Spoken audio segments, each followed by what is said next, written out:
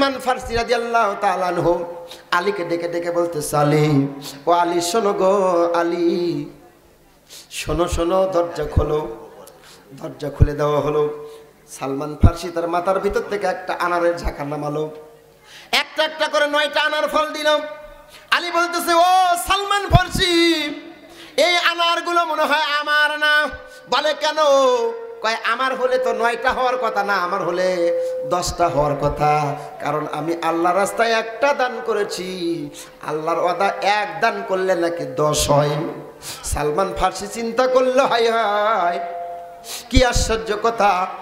একটা ফল বের করলেন, করে আলীকে দিয়ে দিলেন। আলী, ও আলী, আমি দেখতেছি ইসলাম নবী আপনাকে 10টা ফল কেন দিল? 8টা 9টা 11 12 দিল না, 10টা কেন দিল?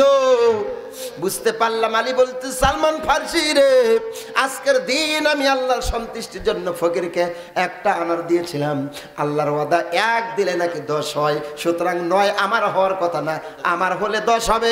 সম্মানিত ভাইরা আমার, এই কথাগুলো কি প্রমাণ করে?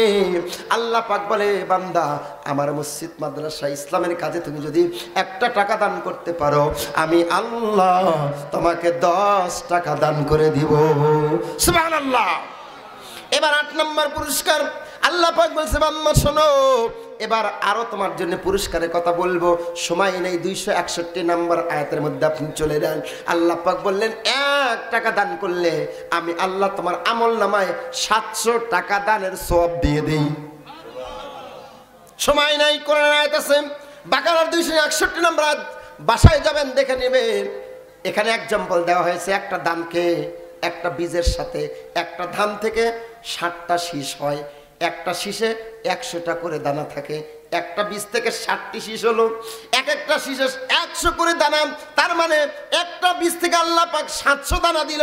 আল্লাহ বলে, বান্দারে, তোমরা যদি আল্লাহর ঘর মসজিদে ইসলামিক কাজে যদি 1টা টাকা দিতে পারো, আমি আল্লাহ 1 টাকার বিনিময়ে তোমাকে 700 টাকার সওয়াব দিয়ে দিব। সুবহানাল্লাহ। আরো আসতে কোন, আর বলেন মারহাবা।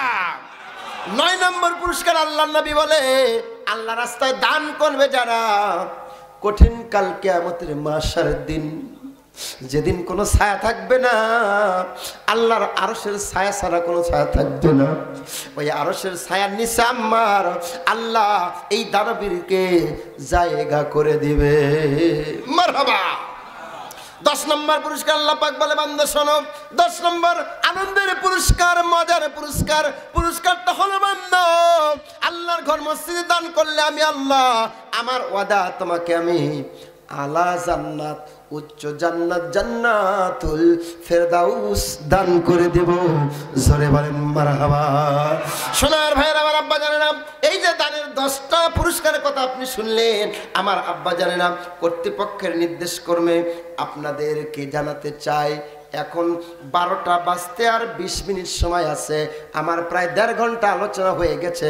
সোনার ভাইরা আমার, আরো কিছু আলোচনা করব, তবে আমাকে 10টা মিনিট আপনাদেরকে সময় দিতে হবে, কারণ এই মসজিদ ঘরের জন্য টাকা